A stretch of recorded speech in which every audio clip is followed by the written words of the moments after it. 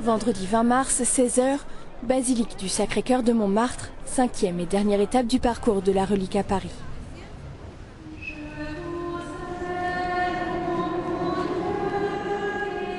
La basilique accueille chaque année des milliers de personnes venues du monde entier. Tous viennent s'agenouiller devant le Saint-Sacrement exposé ici en permanence. Les prêtres ont accueilli la relique par une messe, suivie d'un chemin de croix.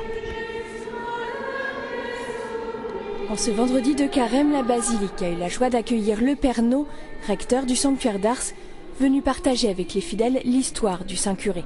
Je voudrais souligner simplement un point, qui est cette grâce extraordinaire qu'a eu le Saint-Curé de la prise de conscience de la réalité de la présence de Dieu dans le Saint-Sacrement. Il me semble qu'il a pris conscience, peut-être plus qu'un autre, de cette réalité extraordinaire et que ça donne une clé de lecture tout à fait particulière non seulement à sa vie mais à son ministère. Tout son ministère va être d'une certaine façon d'amener les gens devant Dieu, d'amener les gens à cette présence extraordinaire de Dieu. Le lendemain, le cardinal André XXIII est venu parler de la figure du curé à notre époque, un message à l'intention plus particulière des séminaristes de Paris et Versailles, assis au premier rang.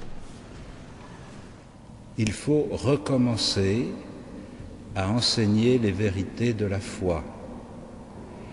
Il faut recommencer à apprendre les prières. Et à travers cette ouverture de l'intelligence au contenu de la foi,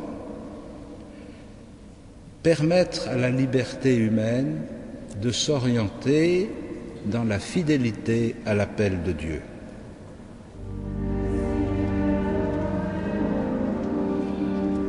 Le cardinal a ensuite célébré la messe, une messe clôturée par le dévoilement du Saint-Sacrement.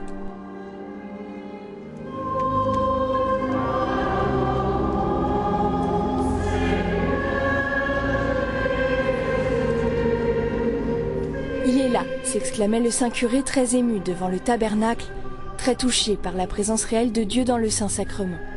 Pour lui, voilà l'une des plus grandes grâces, une de ses plus grandes joies. Quel symbole donc que sa relique soit à la basilique du Sacré-Cœur, basilique où depuis presque 125 ans, des pèlerins prient nuit et jour devant le Saint-Sacrement. Oh, que le prêtre est quelque chose de grand, disait saint Jean-Marie Vianney. Il est le témoin de la tendresse du Père envers chacun et l'artisan du salut.